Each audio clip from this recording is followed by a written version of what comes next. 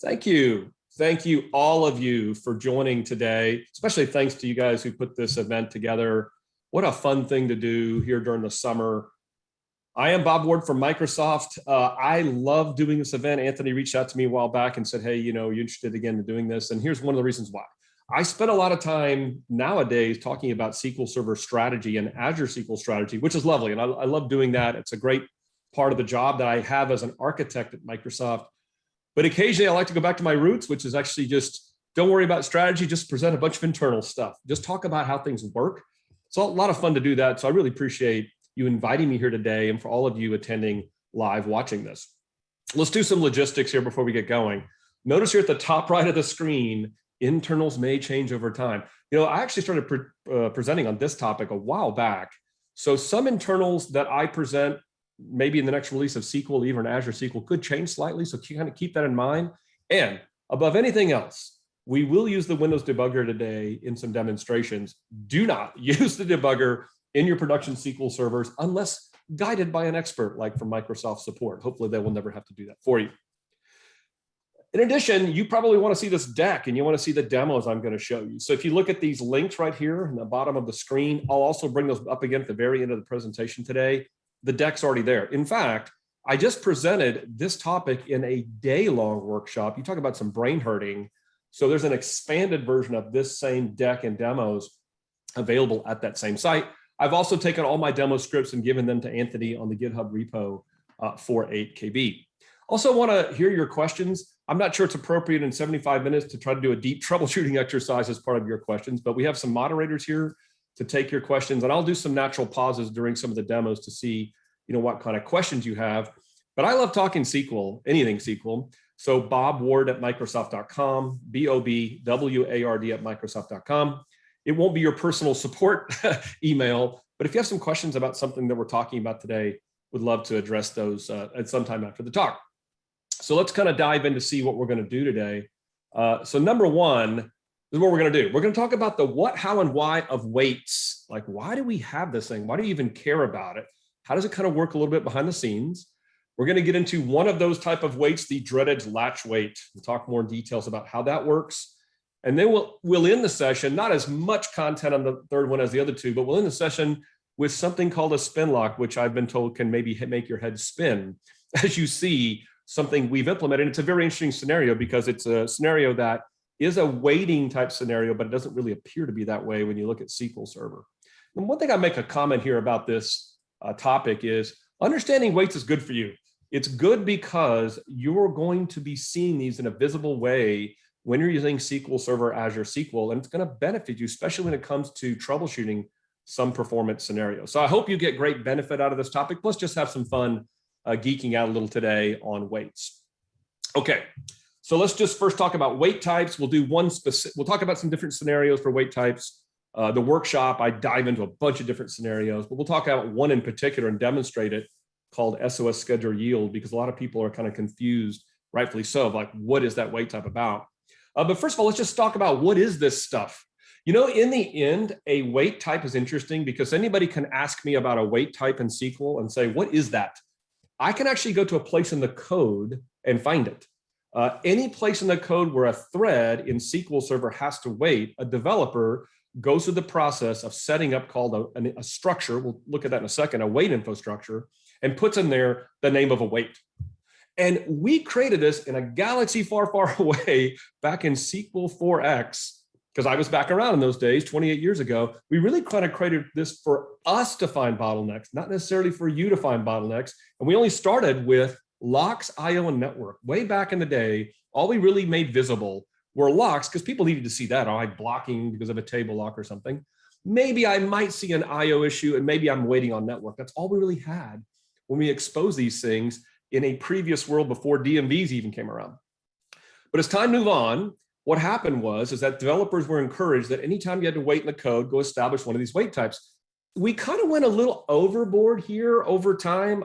You know, I think Paul Randall's did a pretty good job of trying to create a library of weight types, but look at this number. There's over 1,000 of these things in our code in SQL 19 and Azure SQL. That number just increases. I've had to update the slide every time I present this because that number just keeps going up and up and up. And the name of the type, if you see the name of a wait type and you're like, oh, that's so terrible, such an esoteric name. Well, guess what? It's up to the developer. The developer decides, I think I'm going to call a wait type a certain thing. Maybe you could blame Paul for back in the day when he worked on SQL. Maybe he created some interesting wait types that are hard to understand. In many cases, they do make sense based on a name, but we're going to talk about some good examples today that I see out there in the wild that you should know about. Now, I kind of categorize waits this way.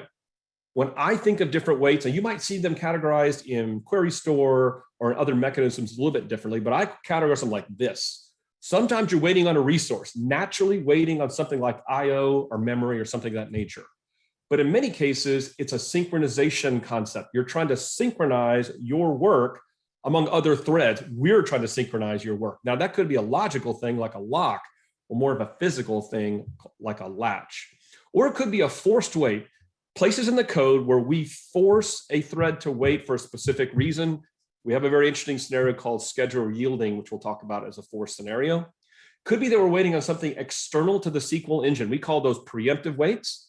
Or, and this is the most interesting one, it could be background tasks that are just naturally waiting. I call those queue waits, although not necessarily they're always waiting on a queue, but think of like a checkpoint or a lazy writer or recovery writer, something like that, that's waiting for some action to take as a background. And those waits are just natural to see all the time. So with that context in mind, what I thought I'd show you is a little bit of a flow chart of how a wait works in conjunction with the SQL OS scheduling system. Because if we just let threads in SQL Server do whatever they want and wait anytime they wanted using like Windows API calls, we would hang SQL Server because we use a non-preemptive scheduling system. So we have to play nice in this SQL OS background. So let's take a look of how that works with a typical blocking problem. So first of all, a very common thing in a select statement is to wait on something called a shared intent lock. You need to request one of these locks. And it could be because something else is running out there that causes a conflict. We know in the code, in the lock manager code, we need to wait until that conflict is gone and we can be released. So what happens in this we need to wait scenario? Well, almost everywhere in the code, as I told you in SQL Server, we establish these wait types, and we use it on something called an SOS wait info structure. It's a common structure in our code that all developers use, and in there, they put in the type of wait they're going to wait on. In this case, the lock manager says, that is the type of wait I'm waiting on. Then we will call, in the case of the lock manager code, a specific call in our code, function call, in a method called lock owner sleep. It's a specific directive to say, we know we're waiting on a lock, okay? Now, what does that code do? Well, it's the developers who wrote that, like other developers in the system, know I need to play nice in this SQL OS playground. So what happens is that they will use something called a SQL OS event to wait. And when that happens, you will see this status in something like DMExec requests. A thread needs to wait. In SQL OS, we mark that thread suspended. You can see it also in, say, working tasks. Now, because we're in a scheduling system, if we're going to wait and we were the one running on a scheduler, we got to go wake up the next person. It's our job to kind of wake up somebody else and say, you know what, it's your turn. So anybody that's what's called a runnable state, we will wake up that person. And that is a specific Windows API call we will use to wait. We ourselves need to get signaled when it's time for us to wake up. So we will call this routine and we will go and wait. Now, when we are signaled to wake up because perhaps the lock has been released, conflict existed, now it doesn't exist. What do we do now? Do we just start running? No, we got to play nice in the SQL OS playground. So when we get signaled and the conflict is gone, we go to this runnable state. It could be there's somebody else running on the scheduler, so we can't run while they're running. But once it's time for us to start running, the person that was running before will signal us, and then we can go, now it's my turn to be in a running state. So you see the sequence. I know I'm waiting on a lock. I do a very smart way of waiting in SQL OS, and I go from suspended, runnable to running. It's interesting to see this because you're going to find some scenarios where you'll see the runnable state show up as a common thing, especially in SOS scheduler yield wait scenarios.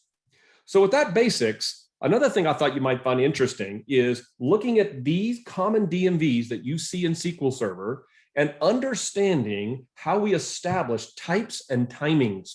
Because looking at that may make a difference on what you see of the observance of a performance problem with SQL Server.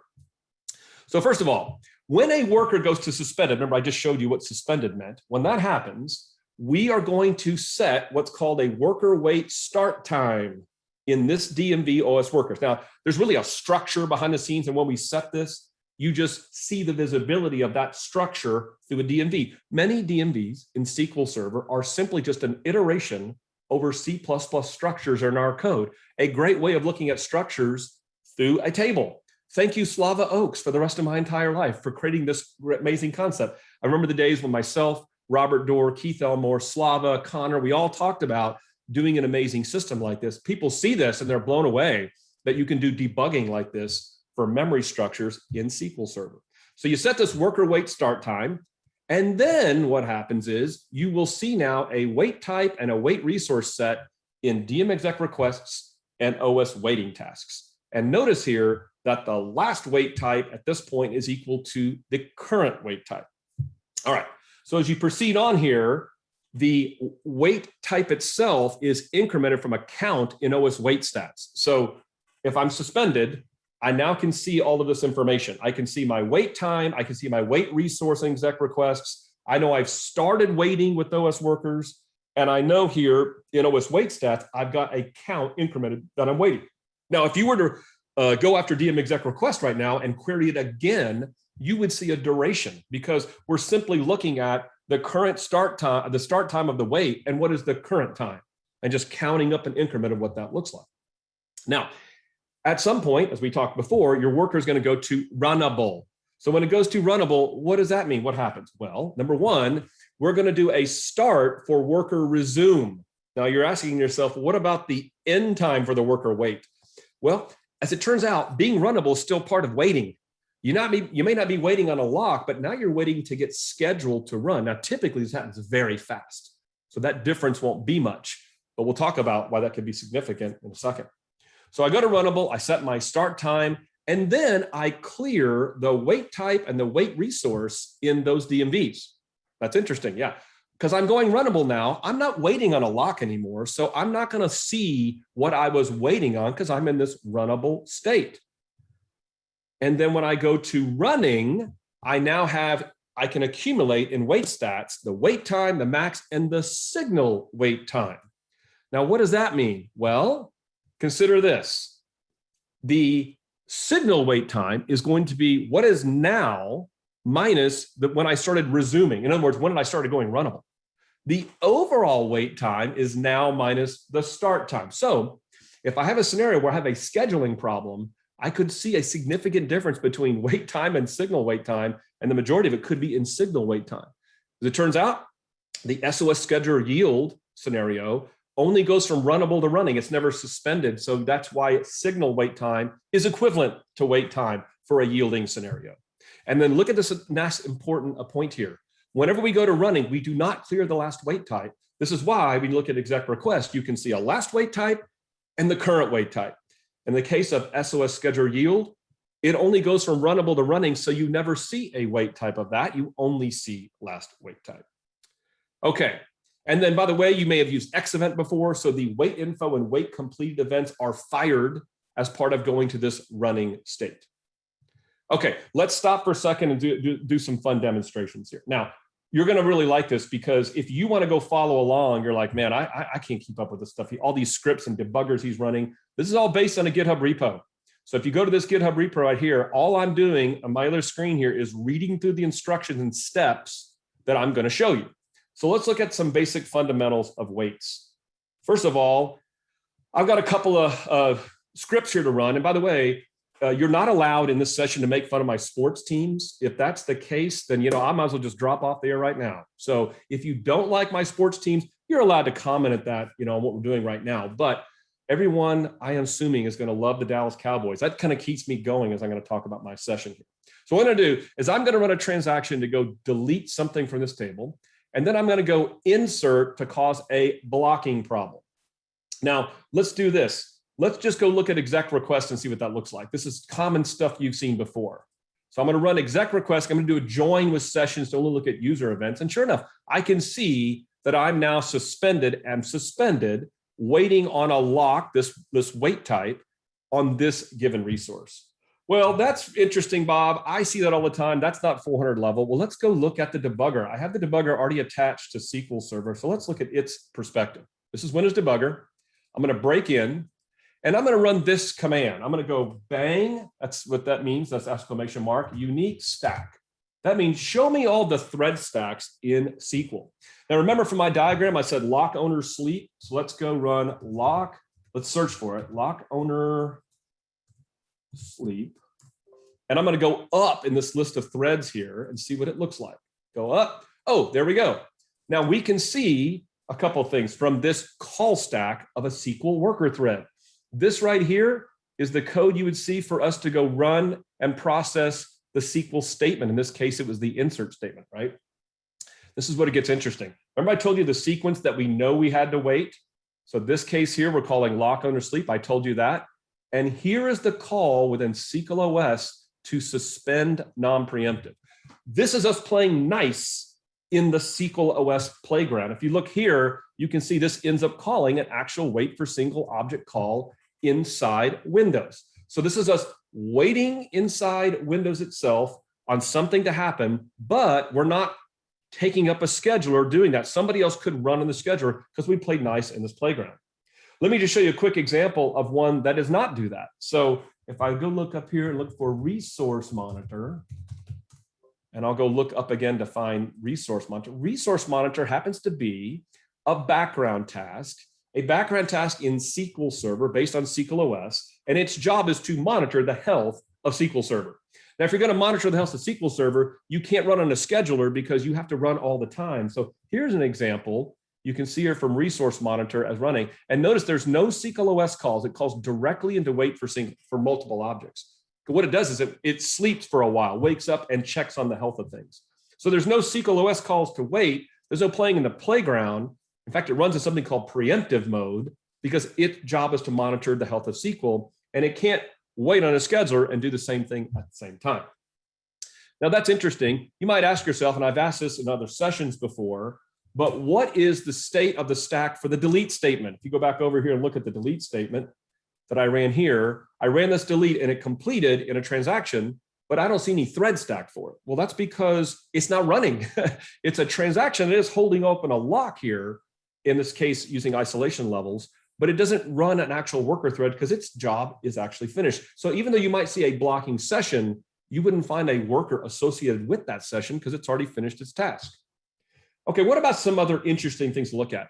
Let's look at these set of exec request queries, and you'll find this interesting. I told you about this worker start time, resume start time. Notice right here, these columns in OS workers. Here is the wait started, and wait resume based on a tick count. We have a tick count that we monitor within SQL that gets incremented to the start of SQL Server, and that becomes our timings. And then here's an example of using those same tick counts to effectively show you almost the same thing you see in OS waiting tasks. So if you scroll up here, you can find very easily here, if I get this done correctly, let me run this again here.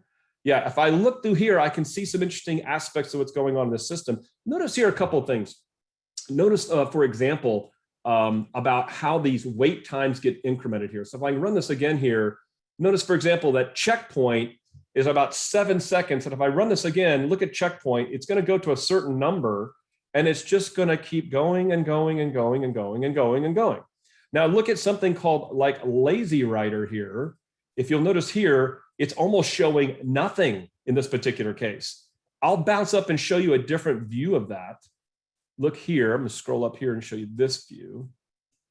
This is all the worker requests in the system. And I wanted you to see it from a wait time duration point of view. You can see us, here's our blocking scenario. But what about things like checkpoint or log writer or these background tasks? So you look at checkpoint queue, notice the duration of that wait time is really large. But if you scroll up here and look at something like lazy writer, notice that it's very low. That's because lazy writer is running on a cycle to wake up and check for something, whereas checkpoint is really running on a queue. It's waiting on a queue. That's why the word queue shows up for its wait type versus sleep for its wait type in the background. So let's just kind of look at what background waits look like. Now, other ways to look at waits you might find interesting. If you never looked at the system health session before, I encourage you to do that.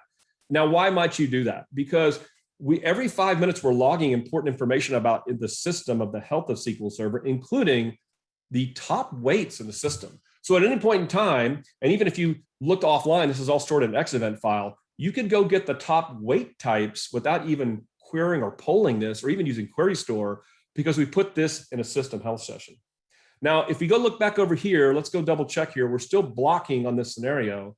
So here's another way that you might find interesting to look at this. I've got an XEvent session down here called trace weights. So let's do this. I'm going to look at weights from a call stack perspective, but I'm going to do this slightly different. I'm starting this session now, so I can't see that blocking weight scenario. But if I go watch for live data, I'm just looking for any weight in the system at all.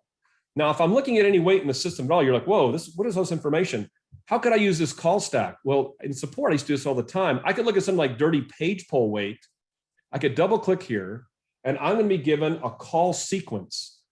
This is effectively similar to when I showed you a call stack and a debugger. So I can take weights, I can get a call stack at the time that weight completed, and I can see where in the code it exists. So let me show you how to do that. Let's go back over to the debugger here. And I'm going to break into the debugger, and I'm going to use symbols, public symbols, to do this.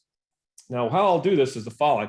I will scroll down, let's see, 1, 2, 3, 4, 5, 6, 7, 8. I want to go to like this symbol right here, and I'm going to use a command called ln, list near. So that's going to tell me that in the code, we're using resqdq. Now, you're like, well, I don't know what that is. What's a resqdq? Well, let's keep poking on this and see if we can find it. Let's go up and see if we can figure out what this is. We may have to go backwards in this sequence. I can see here I'm waiting on this DQ, so that's not too helpful for me. So I'm going to go the other direction. I don't know what this dirty page poll looks like or where in the code it's actually waiting. So my goal is to find a symbol that I recognize. Look at that, SQL Server Log Manager Log Writer. So this is the recovery writer for SQL Server, as it turns out. A dirty page poll is the recovery writer looking for dirty pages to make decisions on running recovery. So you can see now I could actually take any weight type in the system that I could control. I can filter whatever I want.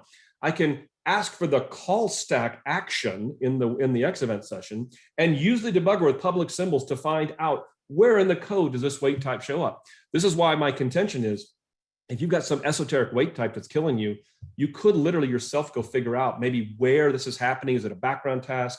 Is it a foreground task? And where might in the code might this be happening?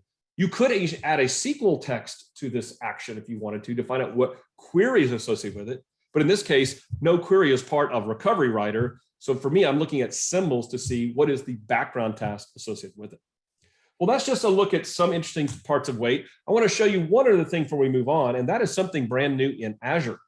So you're used to looking at weight types a lot of times from DMOS weight stats to see a look at all the different weights in the system. And I didn't even show you that yet, but I want to show you another way of looking at it. So this is Azure. I'm using something called SQL Insights. SQL Insights can monitor Azure databases, managed instances, and SQL servers and VMs. This is a managed instance I'm running. Think of this almost like a perfmon look, but graphically for my managed instance. Again, it could be a VM. Now, why is that interesting? Well, if I click in this instance a little bit, I can do activities. And if I scroll down activities, I get, sorry, I guess it's overview. Let me go back over here. I get weights. So now I can look at weight categories for my managed instance in Azure. And notice these categories aren't exactly as I showed you, things like resource and so forth, but they're the types of weights, things you may be used to seeing like latches or transaction log IO. And so if I find a particular category, I can click on it and then I can drill into the actual weight types for a given category. So if you're spending time looking at Azure and wondering, do I still get the same type of diagnostics that I might see from SQL Server? The answer is yes, you do. And one way to do that is something called SQL Insights. Okay, so that's a little bit of just some fundamentals of I use to debug weights and look at various aspects of diagnostics of how weights work. So let's kind of move on a little bit. In fact, actually, you know what though? I said I would stop and ask questions, and demos times are sometimes a good time to do that. So hey, folks out there, my moderators, is there any questions out there I probably should be addressing? So I do not see any in the QA pane, but let's give people a moment to put some in there. Bob, it's Chris. There is one in Slack. Okay. Is there a guide how to attach and use the debugger.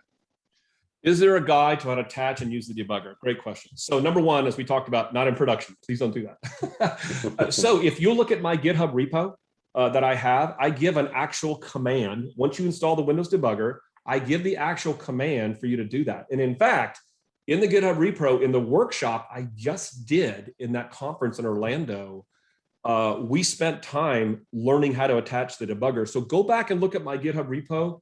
I'll show you the link at that again at the end of this session. But if the moderators, if you want to put this in there, it's just go research, go look for Bob SQL demos, and you will find it. And in there for this workshop, I have a tutorial of step-by-steps. Install the debugger. Here's how to go attach to a SQL server, a running SQL server on, say, your laptop. And here's some basic debugger commands you can use to look at symbols, thread stacks, etc. Excellent, thanks, Bob. And thanks to Rob Sewell. He's managed to pop the link into Slack for us as well. Perfect. Thank you. So we do have one question that just came into the Zoom, and that is, Dan is asking if SQL Insights is a free or paid product. Thank you for asking that, Dan. So it is from this perspective. There's no license for it, but you must use a virtual machine in Azure to do the monitoring. So you're going to have to pay for the compute and storage of that VM. Fortunately, we can support burstable VMs. And by the way, they're Linux VMs that do this because we use a tool called Telegraph for this. So it's not very expensive. You can use burstable VMs at a very low core count. And all you pay for is that compute and storage, and the insights itself, that IP is free to you. In fact, what's really nice is we publish all the IP for that. We encourage our partners to go look at that. And we store the data in log analytics. So you get to pay a little bit for that log analytics storage. But boy, the wealth of information you can see historically is amazing. All right, we got one more. And okay, let's do it. So this one is, where can we find the symbols and how do you know which ones to get? Perfect. Thanks for that question. If you go look at the GitHub repo, I show you the syntax for how to use something called a symbol server, a public symbol server. That's beautiful because you don't care about the version of symbols you're using. You simply attach your SQL server using a public symbol server, and at Microsoft, we'll look up the right symbols for your SQL Server version. And I even show you in the syntax of how to use a caching directory on your machine to pull down to your machine those symbols so that further executions will be faster. But you don't have to go look up symbols. The symbol server handles everything for you. All right, and that's it for open questions. One last comment about symbols. Thank you both for that. About symbols, we only are going to provide you public symbols, okay? So one of the things you notice here is I'm looking at call stacks, but I don't dive in and look at local variables, or I'm not showing you any source code. You need private symbols for that, and that's something we don't publish at Microsoft because you could reverse engineer the code of SQL Server if we did that. So public symbols are the only thing we publish on our symbol servers. Okay. So we'll take some more questions at the next break when we do our demonstrations. All right, let's go ahead and move forward here. Now we've talked about fundamentals. Let's talk about a couple of scenarios. So here are some of the common wait types I see. We're going to talk about SOS scheduler yield waits, and we're also going to go into some more other notable ones. So this is hopefully very standard to all of you. You see LCK, that means a locking problem. And by the way, for the most part, that means it's your problem. I don't mean that tongue in cheek. I just mean that it's not a SQL Server bug that you've got locking going on. Something to do with your application and your query design, your index design. But you might have seen this, page latch and page IO latch. Those are both sync and resource. And I'm going to defer talking about that one in the section on latches. Write log's important because if you're waiting on transaction log flushing and you have IO delays and doing that, it's a resource. That's why I call it a resource-based wait. Write log means your worker is waiting on log writer to flush your transaction log. So if you see high wait durations here, you could potentially have some sort of log IO delay issue.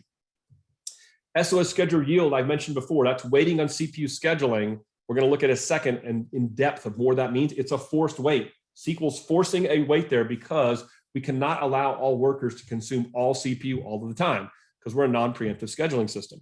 Here's an oldie but a goodie, async network IO. I've seen this still pop up before and people not understand what it is. That's not your fault, it's our fault for not telling you.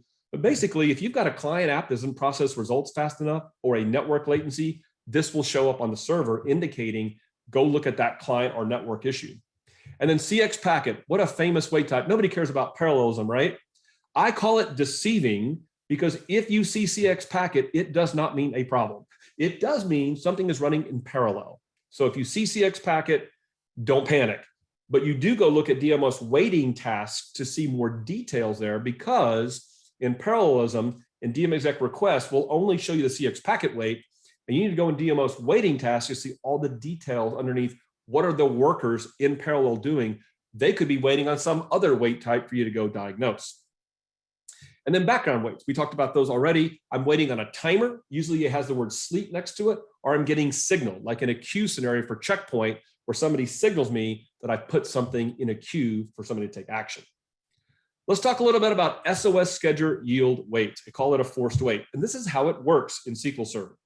So number one, any task that is running in SQL that does not naturally wait. And what I mean by that is they don't wait on IO, they don't wait on memory. If they just run and they're CPU bound, then we must make them yield. Otherwise, we would starve everybody else from running in the system. And so typically a quantum of like 4 milliseconds that we internally figure out that you need to wait. And so if this occurs, we're going to yield and we're going to set this wait type, and you're going to see this show up in your DMVs. And if you do this right, if there's a problem on how we're doing this system, this is what you get. This begins stack dump in your error log with the term non-yielding scheduler. So what are some scenarios where you might see this? Here's a simple one. I don't need any IO for pages. I run a query that's all cached, and I just run a select statement. I do a big scan, no IO required. And in those cases, I don't need any waiting on IO or anything. It could be even that I do something where I don't even have a lock I'm waiting on.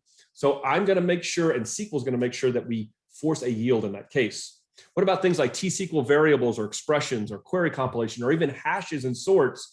These are very CPU intensive operations that typically don't require this natural waiting operation. Again, because we're non-preemptive, we need to play nice on our playground and ensure that everybody gets their turn to run on a scheduler. So interesting indicators for you. If you see a high wait count in OS wait stats, but low waiting, this is normal.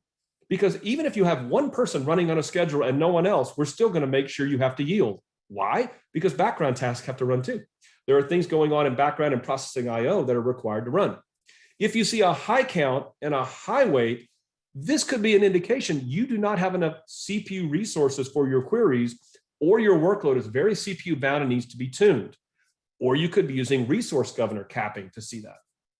The last one is definitely a problem. If you see a low count but a really high weight going on, probably means somebody's not yielding in our code correctly, or it could be something like preemptive threads hogging the CPU itself. A lot of preemption work going on, and those threads are doing something, it could be a Windows call or something of that nature that's causing an issue. So when I look at these things, I never worry about number one, but I kind of, number two, start poking out, and number three, I definitely think there could be an issue if you see that. So let's talk a little bit here about schedule yielding from a demo point of view. Now I'm going to go into my repo and look at my second demonstration. And I think you'll find this one pretty interesting. So let's go get some things loaded up here. Let's go back and get rid of a couple of things. Let's get rid of this query, this query, this query. Yeah, we're going to cancel him. And we're going to get rid of him. We might reload this in a second. Oh, no, we're actually not going to do any waiting in this scenario right here. We're going to do pure CPU power. So let's bring a couple things up. And again, these are all inside the GitHub repo itself. Let's go here. And again, you have access to all of these things. But I'm going to bring up an exec request because I want to take a look at the state of this. I want to show you, because people have asked me before, like, how do you spin the CPU? Well, this is what it's going to look like. Look at that query. This right here is going after system tables in a big loop and doing some calculations on it. And that's all cached. So it's going to really spin the CPU really hard. Notice I'm doing it in a big loop too. So I'm doing all of my work in SQL Server. I'm not having to come back to the client very much. That's what I'm going to actually run here. So let's go do this. But let's also start an XEvents session here. So let's stop this session and let's start this session. And let's watch live data, okay? And let's also make sure we have Task Manager running. Here's Task Manager running on this system. So in my other window here, I'm actually running the workload. I'm just running that SQL query using ostress. So I'm going to crank up stuff a little bit and see how it works. Crank it up.cmd. Again, that's in the repro here. And I expect Task Manager starts showing a lot of CPU across all my CPUs in my laptop. Now let's go back over here and, oh, look at that. So you notice I've got these schedule yield weights showing up. It's a great example of how you can use XEvent to focus on a given weight type. And in this case, I could actually tell the query that's running in this scenario. Now, if I go over here, I'm going to see things I expect to see. I'm going to see SOS schedule yield show up. Remember what I told you though? Only in last weight type. And that's because this weight is only set when we're going to go runnable and then go to running and go back and forth. And in fact, you can see in some cases, some of these workers are running at SOS schedule yield weight. Sorry, let me get this going here. Some of these workers are actually in the running state and some of them are in the runnable state. Why is that? It's because I only have a certain number of schedulers and I'm running more workers in the CPU bound workload than I have schedulers for. So we're competing for schedulers. An indication of two things. Either I don't have enough CPU resources or I've got a query that's, in this case, ridiculous, running this massive CPU bound workload that I really don't need to be doing. But in your case, it could be a query that's doing hashes or huge scans of things that are very CPU bound. So I see this in DMVs. Let's go see it in another way. Let's go over here and let's go into the debugger and see what that looks like. Again, we're doing debugging today. This is a 400 level course, so we got to use the debugger. Now what I'm going to do is I'm going to look at a different way of looking at stacks. ~K says, show me all thread stacks, even duplicates. And I want to go look for a given symbol called yield and check for abort. And I happen to know that only because I happen to know what's going on in SQL Server. It's in my demo, so you don't have to remember what it is. You can just look for it. So I'm going to go search up and see if I can find one. Oops, should have found it. Oh, got an extra dot there. Okay, here we go. So this is interesting. Let's look at this call sequence. So I am doing a query that's requiring a hash operation. I told you hash operations could be very, very CPU intensive. What we're doing in the codes, we're saying, hey, we're doing a hash. We've run about that 4 millisecond quantum. So let's go here and decide, should we yield? And if we do it right here. We use this particular call says forcibly yield in the code. And we don't just wait. We first have to go switch to another worker that needs to run on the system, and then we go wait. So now we've run a hash query. We're spinning a lot of CPU. We realize, oh, we need to give up the scheduler for a while. We give it up. We actually go tell another worker that is waiting to run, you go run now, and then we'll wait. And we could be in this very vicious switching back and forth for a CPU workload. But that's a typical call stack for an SOS schedule yield wait type scenario. Okay, let's do something fun here. Let's let the system go again. And let's look at resource governor, because I told you that you could actually cap with resource governor CPU usage, and you can do that. So let's go back over here. Is my debugger? Oh, I kept running again. Okay, got in here. Oh, I got stuck in SSMS trying to clear my wait type. So what you can do with resource governor is you can come in here and you can cap CPU utilization. So I'm going to stop my workload here so it can get back some CPU cycles. I think my laptop is actually starting to smoke here on me. So let's go stop this work because it's just killing the CPU. Maybe it'll give me back my Management Studio screen. And I'm going to run it again, but I'm going to try to cap CPU. So I'm going to go up here and I'm going to launch another Management Studio. Maybe it'll let me do that while this one's figuring out what to do. I've had that happen a couple of times before when I'm running these really CPU intensive scenarios. So I'm going to get this Management Studio up and running, and I'm going to connect to a local instance of SQL. And I'm going to show you now, while I'm going to go ahead and run it again, I'm going to crank it up again, go back to Task Manager. I'm going to verify things are 100%. I want you to look at this graph for a second, because what I'm going to do is I'm going to dynamically modify that graph without touching the queries. And I'm going to do that through resource governor. So this guy's still hanging. So let's go here. And I've got the queries to do it. So let's go over the second demo. And RGU CPU cap. So I'm going to come in here with the resource governor. And I'm going to say, hey, I want you to go to 5%. I'll click it. I'll run it. I'll go here to task manager and look at that. You see the graph changing across the board. Almost every CPU is down to 5% across the board. So and these queries are running dynamically. Now, how's that possible? It's because when we yield to the scheduler, we look and see, should we be capped? So every time we're checking, should we be capped? That's how Resource Discoverer can do this live. So you see, you may not can hear the fan on my CPU, but it's almost gone down to almost nothing. So I can turn around and make this back to the default for Resource Governor. Let's do that. Just make it back to 100%. And sure enough, I'll go back over here and everybody's back to 100%. Well, you might be in a scenario where you'd like, you know what? I'd like to only run on certain CPUs. So I can dynamically affinitize this workload as well. Let's go try that. So I'm coming over here and I'm going to run affinity. You may have seen this command before, alter server configuration, set process affinity. So I'm going to say, I only want you to run at 100% on 4 CPUs.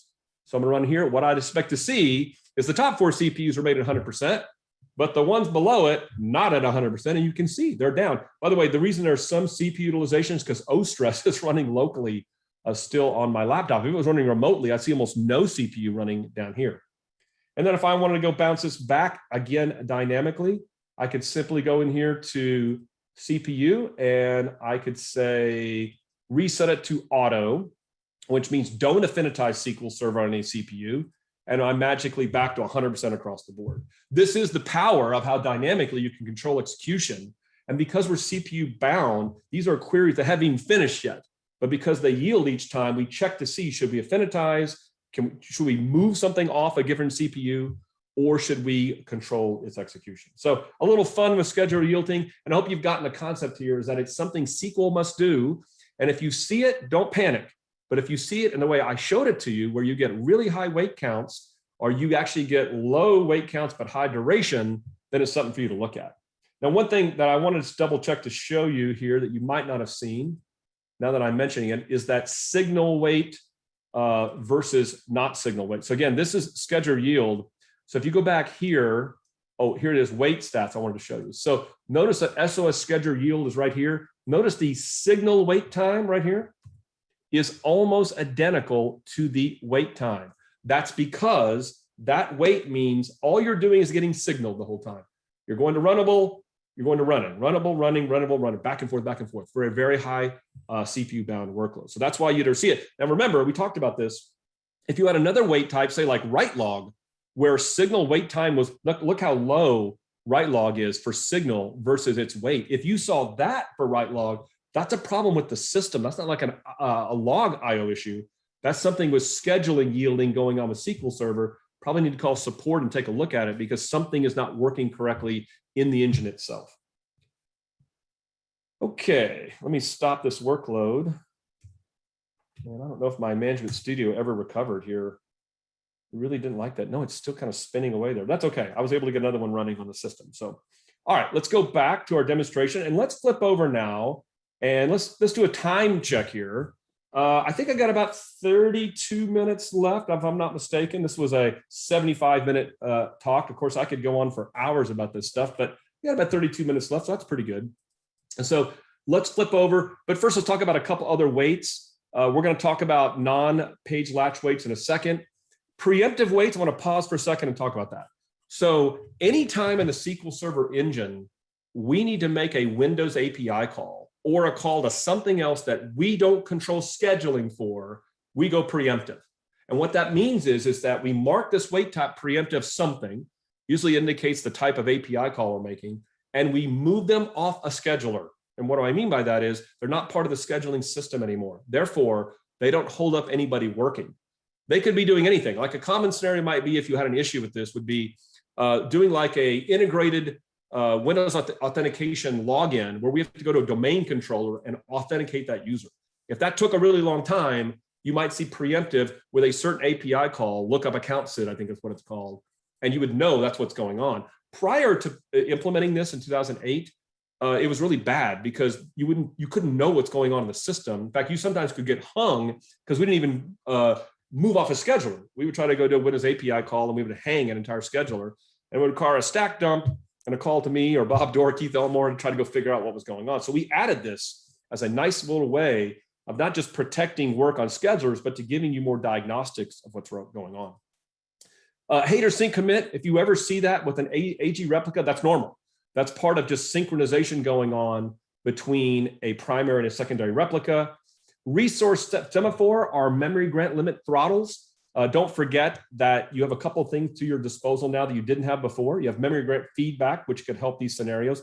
Plus, resource governor in SQL 19 supports memory grant settings less than 1% now. So very large systems, you could use a less than 1% value to lower that.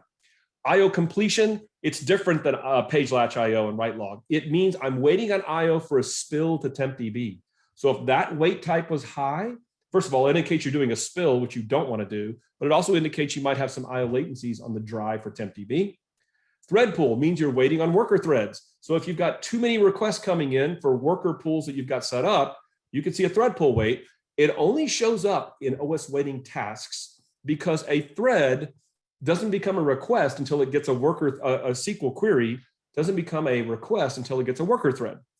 By the way, if you see this, do not immediately just go bump up max worker threads.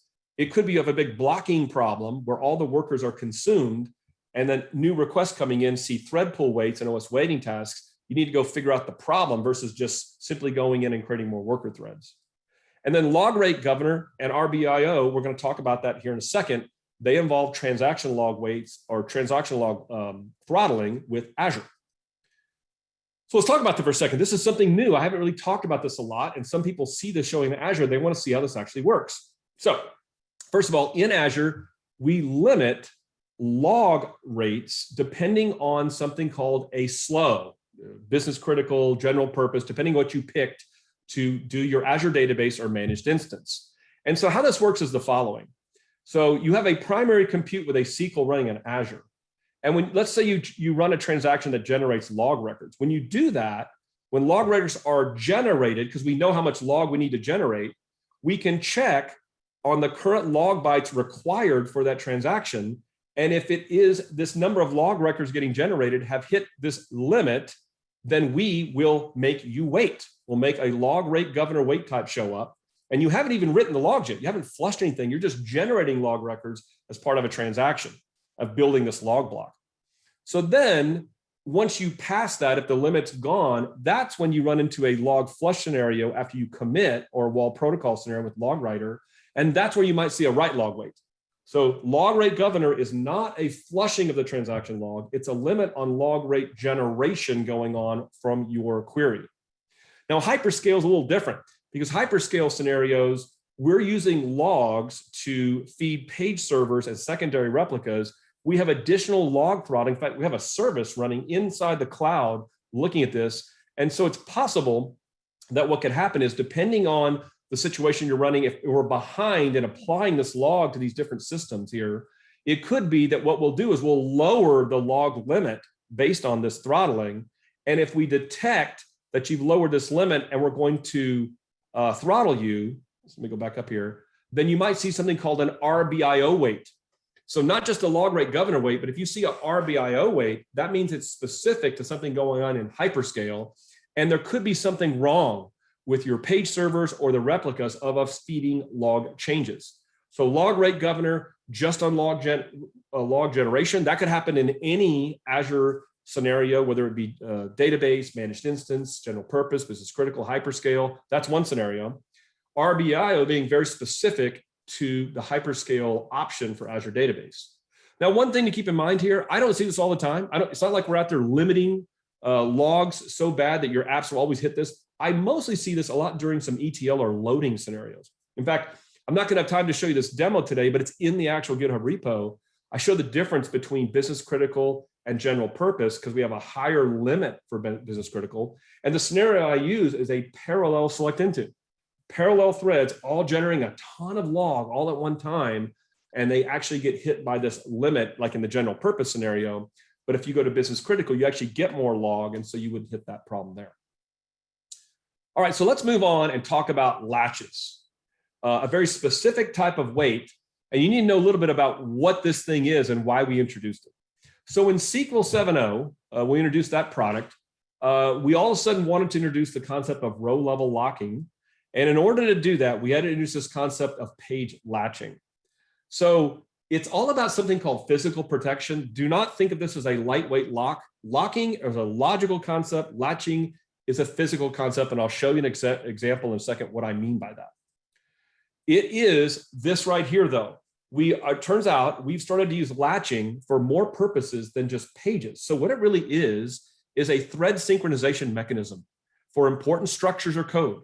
We can use it anywhere inside SQL Server to synchronize threads so they don't step on each other. And again, I'll show you a visual of why we need it for pages to not step on each other in a page scenario.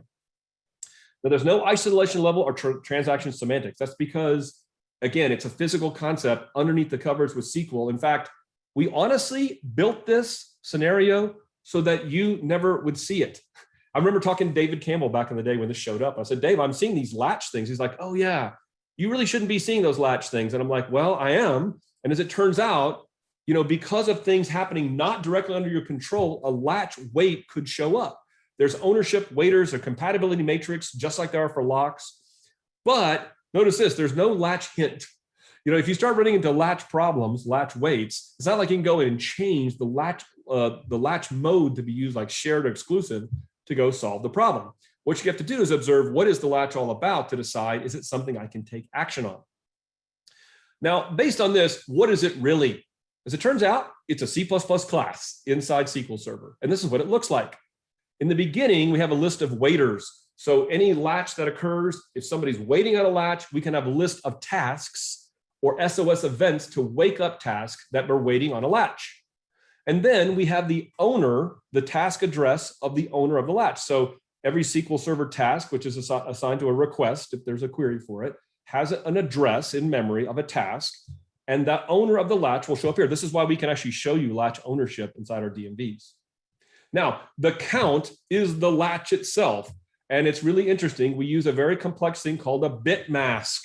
Look at this ... thing here down to this thing. So a bit mask is simply an overload. We're going to take this integer value and we're going to overload it, and each bit's going to represent something. So in these bits, we can say, oh, is there an update latch held, an exclusive latch, what's called a destroy latch? Are there any waiters?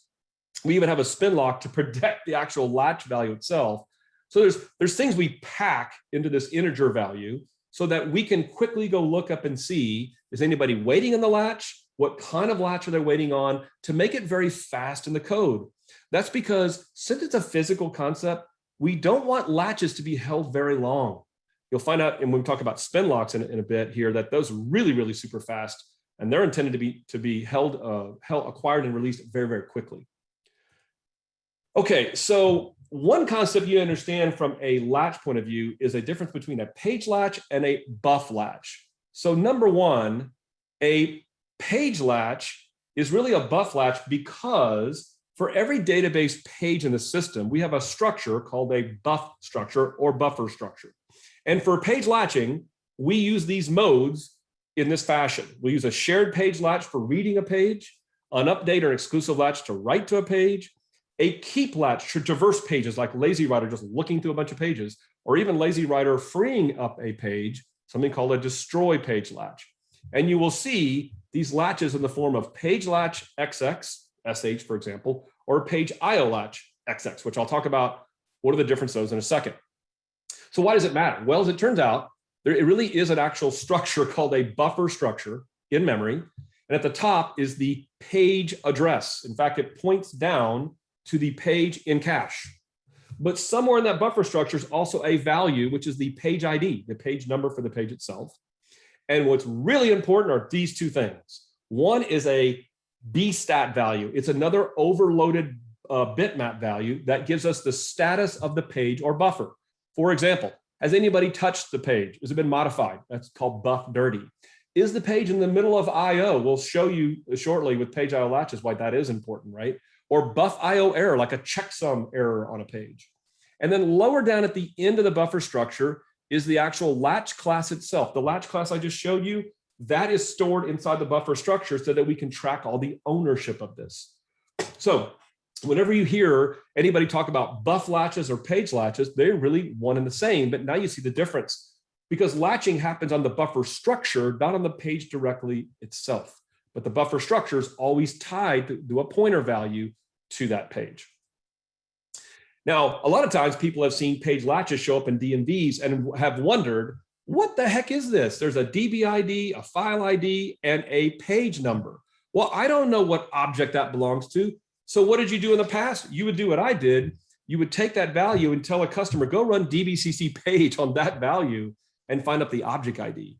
You're going to see now, we'll show you in a demonstration in a second, there are new functions in SQL Server, starting in SQL 19, where you can crack that information and go look at a page header through T-SQL.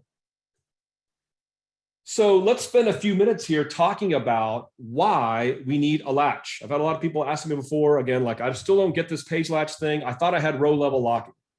Look at this crude diagram. Sorry, here. Here's a crude diagram of page structures. So number one here, you have a page number here, and inside the page header, you have a value that tells me an offset of where should the next row go, the next free row on the page. At the bottom down here are offsets of the current rows. So this is a number saying, oh, this row starts at this offset, this starts at this offset. So let's look at a scenario where we're going to go insert 2 rows into a page using not using latches and using latches. So first of all, if I have to insert this value, I get an exclusive intent lock on the page. I also can do row level locks. That's great, but that's only locking the row itself. But I know where to go because I knew that this was this free data told me where to insert this row inside the page itself.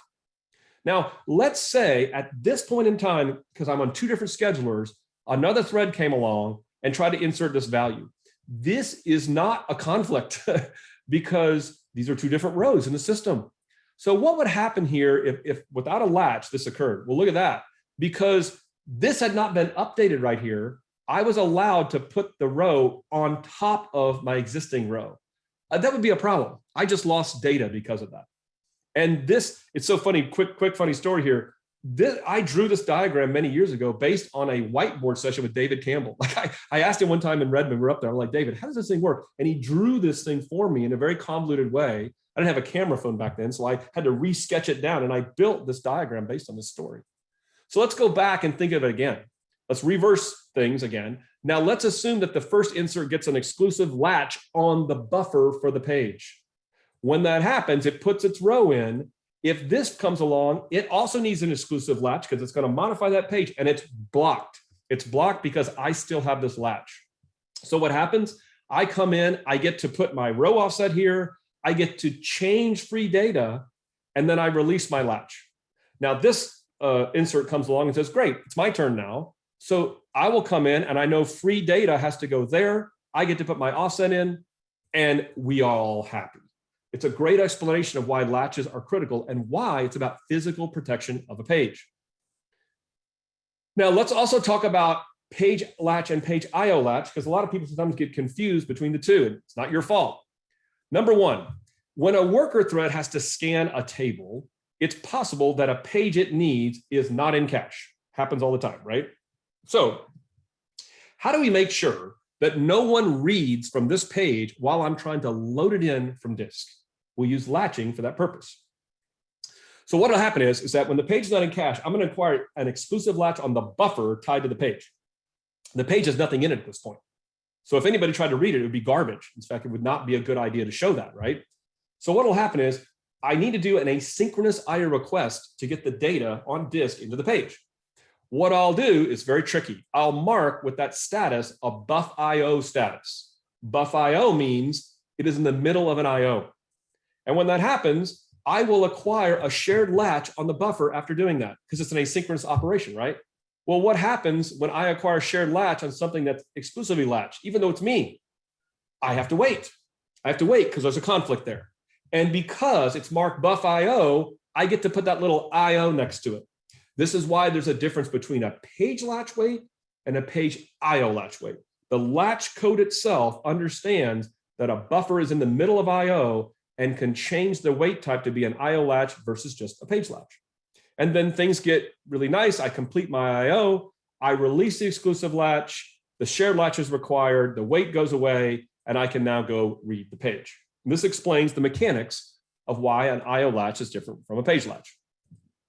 Now, Why do we have things called non-buff latches? What's the whole purpose there? Well, as it turns out, again, I told you, this latching concept is generic and could be used for other structures. So we can do a thread synchronization for other memory structures with just a concept called the latch. And how's it going to show up? Well, in your DMVs, you'll see the word latch underscore something instead of page latch. And the resource that's associated with it will be the name of the latch. And so you can go in OS latch stats and see all the different latches that could occur in the system, the different latch types. And that will be equivalent to what you'll see in DMX request as a wait resource. If you see an OS latch stats, one called buffer, that is equivalent to page latch. So it's really weird how we do this. In OS wait stats, we'll show you page IO latch and page latch and just latch underscore XX. But OS latch stats, we show you the details of the types of latches and only one for buffer for page latch itself. And then you have other mechanisms like you do have XEvents where you can go actually track when a latch begins and when it ends, and you can go get information like call stacks and SQL queries, just like I showed you with wait types. Let's go over a second, just do a brief demonstration of kind of what buff latches look like. So let me go back over here. Again, I'm using that same GitHub repo I did before, so you can see all of this information. Let's go over here and let's go to this demo. Whoops, not this one. Let's go to buff latch. And I'm going to bring up this query first. And I'm also going to bring up this. Let's see here. Along the way, go.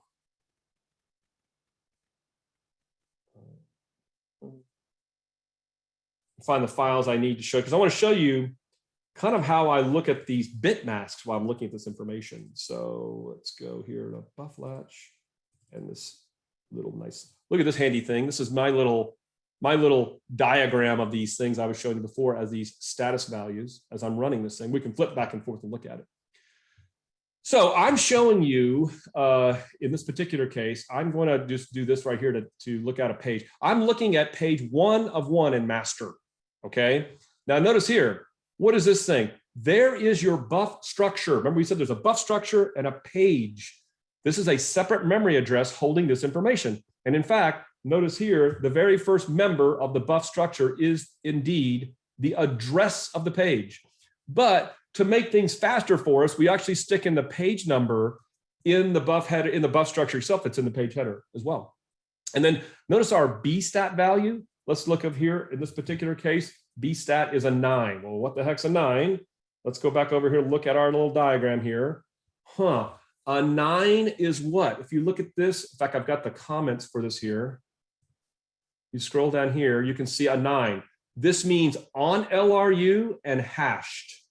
Okay, that means that it's part of our least recently used list in case we need to free it up, and it's hashed, which means there's an actual valid page in it. Now, what happens if I go into master and insert a row in a table? Let me just do that. And let me go run the same command again. And if I look at that and run it, I'm going to look down and I'm going to see my bstat says B. Well, what the heck is a B? And why is it a B? Well, if I scroll down here, I can see that a new bit for buff dirty, let's go back over here. Remember these bit masks we have. Buff dirty has been turned on right here. This bit right here has been turned on. Now, why is that the case? That's because it's a PFS page. It's the first thing I'm doing to create a table. So I need to allocate a page. To allocate a page, I need to go into the PFS system page and dirty that page and mark that I allocated a page. So you can see the difference now that in this buffer structure that I had in memory, I marked a status value that said it's dirty because I touched the PFS page. Now, if I go checkpoint master, what happens? And I run this again. I'll click it and run it again and scroll down. This same buffer structure and stat is back to 9. The dirty bit for a buffer is cleared because I've written the page to disk. Now, it's really hard to generate an IO one in the middle of IO. So I can't really show you an IO scenario without using a debugger to halt the debugger. That'd be kind of fun to do, which I've done in the past before to debug customer problems. But getting the buff IO structure is an in-flight operation. We'd have to freeze an IO to actually show you that. Let me show you one other thing. Let me show you the new page structure function you might want to see.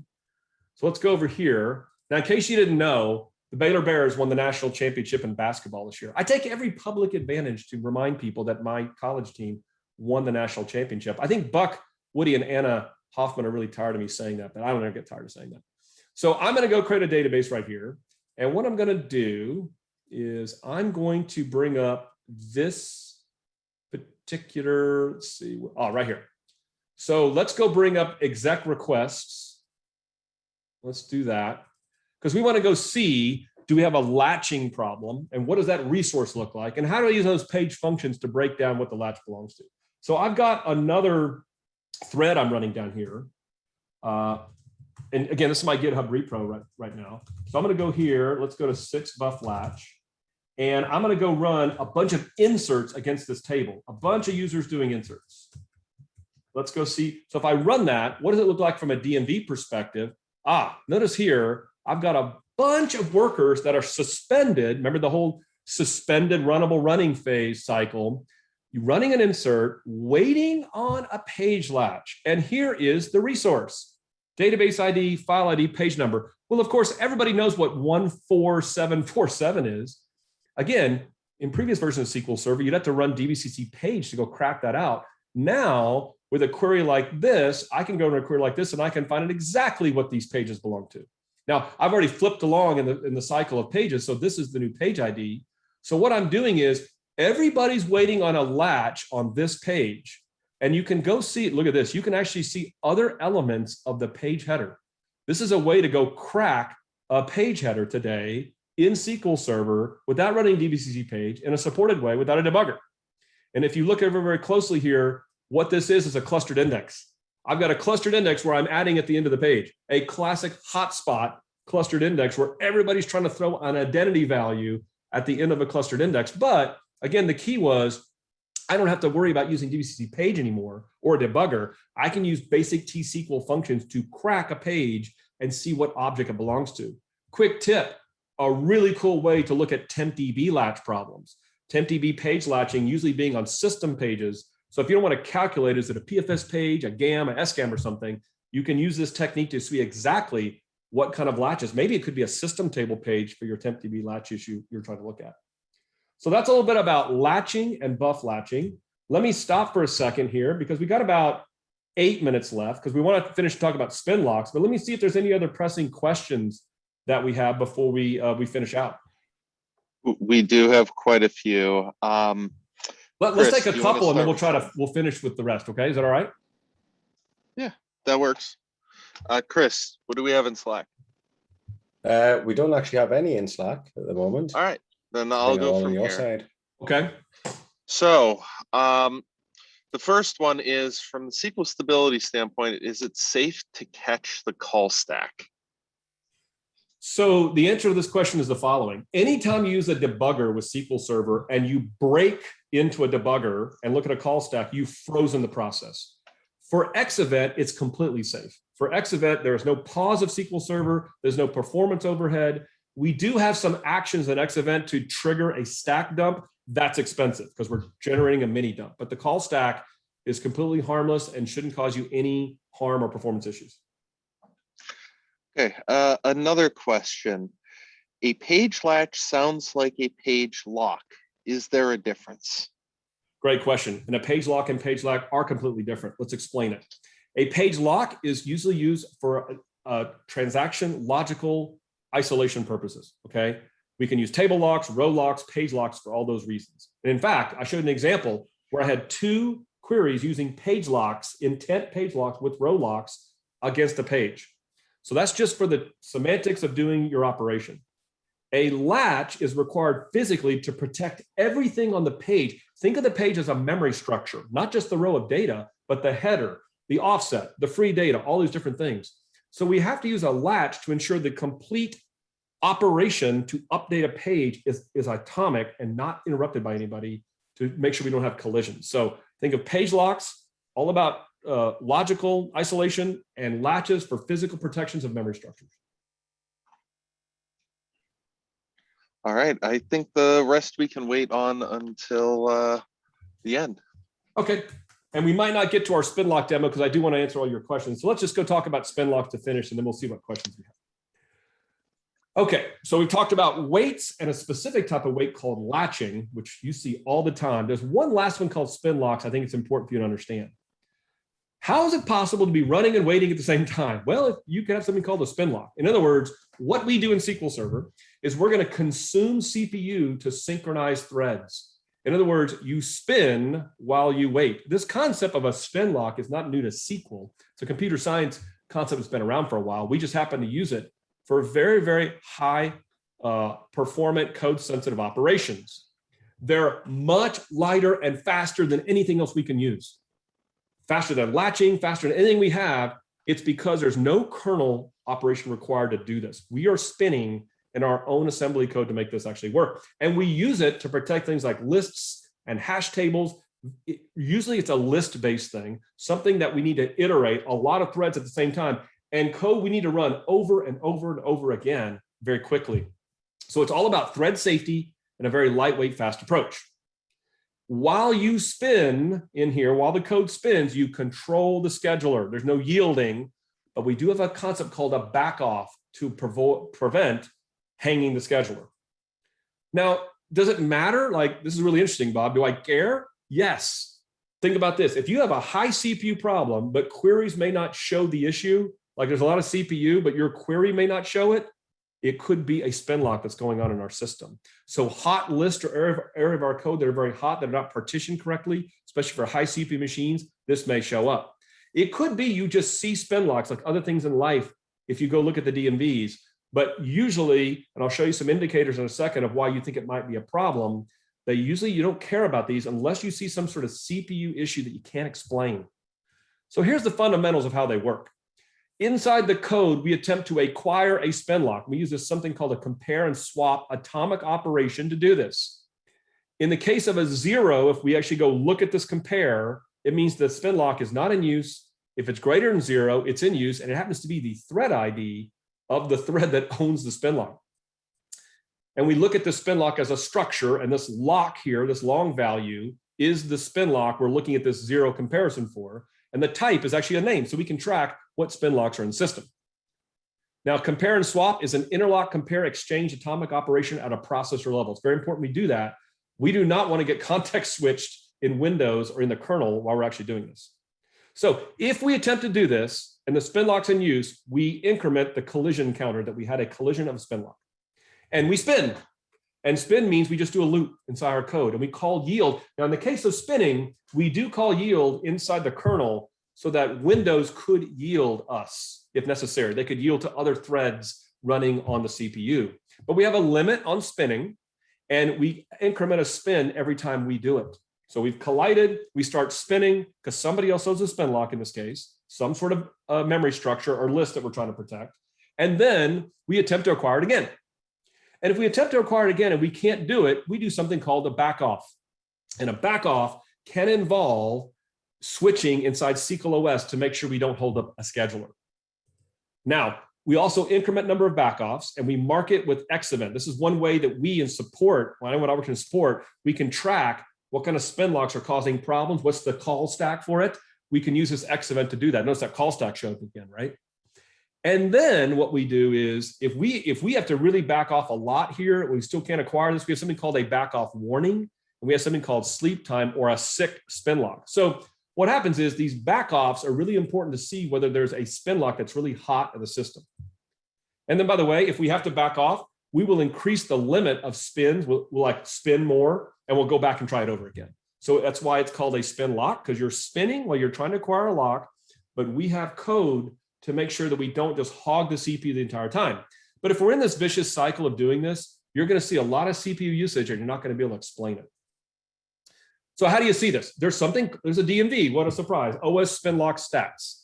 And here's the key. You can see backoffs and even backoff warnings in there to tell you, is a spin lock causing problems? Because if you go look at this DMV on any SQL server, you will see collisions and spins, but backoff may not even be much there. You shouldn't worry about it. It's just a natural part of running SQL Server.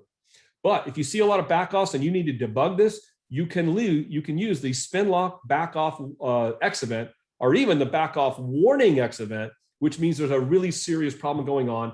But this is not your issue.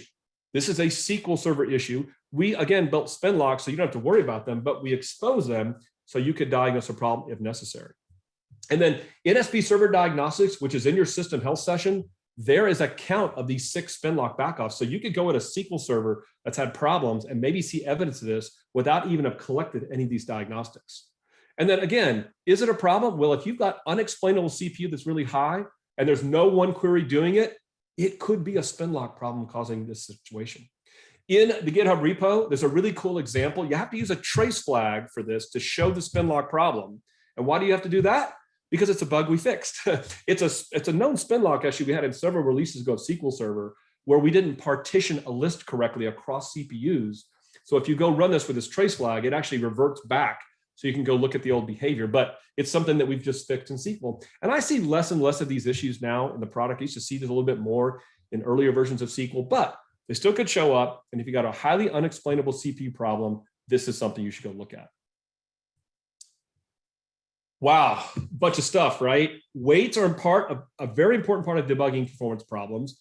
We have so much rich diagnostics. Your go-to diagnostic is DMVs, okay? Your second go-to diagnostic is XEvent to drill into something you can't explain to a DMV, need to find a query, a call stack, something of that nature. Make sure you understand the difference between page and page IO latching, because those are different problems to go solve. No, I showed you an example of a page latch with a hot clustered index versus a page IO latch being maybe an IO delay type issue. And then we talked about Spinlock problems being high CPU scenarios that are not explained with a given query. And how fun is it to tell your friends and your colleagues, I know how to debug SQL just like Bob showed me in this session. So I've got some resources for you to take a look at here. I'm going to leave it up here as we address the final questions. Here's where you get the deck I just showed you, plus the long deck for the workshop. Here's all the demos. And then, hey, here's a fun thing for you. If you want to, take a nice little nap on a Sunday, I did a version of this talk back in 2015, way back then. I've actually made some updates to it since that time, but this is available on YouTube, I found out. It is 3 hours of exhausting, nauseating details. In fact, I showed this to my wife and she saw the first 5 minutes and she said, I'm going to go take a nap. I can't watch this, right? But all the SQL heads out there may love this. So that's a resource for you to look at. So really appreciate your time today. We are at a 1 minute over time, but I want to finish and see if I can answer any last Q&A. All right. Anything in Slack, Chris? No, nothing more from my side. All right. Then I'll continue here from. So Frank Gill asked, what is bstat2? Thanks, Frank. bstat2 is just an extension of bstat because we ran out of bits. And I really don't have to usually look at bstat2, but it's just an extension of more bits for the buffer structure. That's all it really is. I mean, it would really require some detailed, we'd have to have a whole talk on buffers, the internals of buffer, to explain why we use bstat2. We have something called, we have like versions of buffers that we use and so forth, but bstat2 is just another integer value we added because we ran out of space in the first bstat. Okay, and London DBA asks, please can you tell me what does a CMEM thread weight indicate? Wow, really cool question. So CMEM thread weight's an interesting one, and hopefully you don't see that much anymore, but it indicates a problem with memory object partitioning. We used to have this a lot with SQL Server. You have to put a trace flag on to kind of avoid the problem. Now we have something called dynamic memory object partitioning, which we introduced back in SQL 16, if my memory serves me correctly. So I don't see too many 3C mem thread weight problems anymore. It still could show up, but it is simply an indication that we have a lot of threads waiting on something called a memory object inside SQL Server. All right, so Chow asks, can you please talk about how RCSI affects locks and latches? So the great question about read committed snapshot isolation. It will definitely affect locking, right? Because it's a different transaction isolation level for locking. So just go look up how that works to understand how can my locks be affected. But it's about versioning, right? You get snapshots and versioning, and it actually could solve a lot of problems that customers have with blocking problems. It has zero impact on latching because latching, again, is only needed to physically protect the page when we're reading it, modifying it, or traversing it with something like a lazy writer. All right, and the final question I have here is from John. Is altering the resource pool a way to get into SQL Server by freeing up cores to investigate an issue? I'm assuming you're talking about Resource Governor, and I would not use Resource Governor to go investigate an issue. I suppose if you had a high CPU scenario, would you use Resource Governor caps to go in and maybe like lower down their impact? I wouldn't solve it that way. You potentially could affinitize CPU workloads. In the one I ran, which was very contrived, I'm constantly hitting the CPU. So those techniques may not actually solve your problem. You're better off trying to diagnose what are the workloads doing to the standard DMV techniques you always use, or potentially even using XEvent or Query Store to dig into what are these queries doing. All right, one just came in. Does having a page IO latch automatically imply a page latch will follow for reading that data? That's a great question. The answer to that question is no. Once you get a page IO latch, you're already reading the page. So it's we don't get the page again. We've already acquired the latch at that point. So now another thread coming in. So that the thread that actually reads the page to latch the page for IO, it's done when it's done reading the page, right? But another thread coming in could get a page latch because of the fact it's not on IO anymore. Remember this, a page IO latch only means it's the middle of IO. It's almost like having a standard page latch, but it just happens to be that during the point of reading the page in from disk, we mark it IO. Bob, we've got one more question that's just come into Slack, and I think the answer may well be it depends, but Spinlock back off could be an indicator of CPU load problems, but at what percentage of spins is it considered to be a potential problem? Yes, let's be clear about one thing. Spinlocks don't occur at the query level, okay? Spinlocks are used for very low-level internal synchronization of threads in SQL Server. So I would never equate a problem with a high CPU scenario with a query to a Spinlock. Spinlocks, if you see the fact that you have a high CPU scenario going on and you can't explain it with a given query, go look at the Spinlock stats. It's hard to give you a number about how many backoffs are normal. That's why I would go look at my system and go look at Spinlock stats to see what is the normal set of backoffs. It's usually really low. If there's no Spinlock contention going on, a really bad contention, these backoffs should be very low numbers. I can't give you a number like 10 or 100. Go look at your system. When I've induced a Spinlock problem, that backoffs just keep going up and up and up because we're constantly getting a synchronization problem. But don't just go see collisions out there and think, oh, I've got a Spinlock problem. Seeing collisions from Spinlocks is normal. It really is that backoffs that really matter where there could be a problem. And again, go look at your system to see whether you see what's the normal look of that. A backoff on its own is not an issue in itself. Sometimes it just naturally happens. It's a large number of these over and over and over, combined with high CPU, that usually indicator of a problem.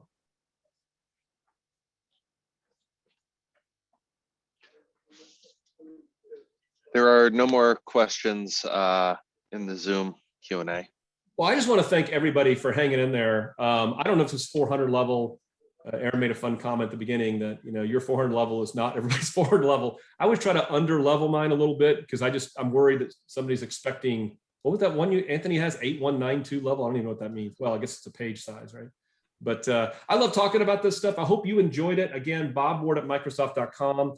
If there's something burning in your head, you look at this later. I love talking about these kind of topics. And again, the deck's all there for you to go back through and look at it again. Anthony and the team, Andrew and the folks are going to give you a recording of this to go back and watch again. I've been told in a lot of my sessions, people need to go back and watch the recording a few times.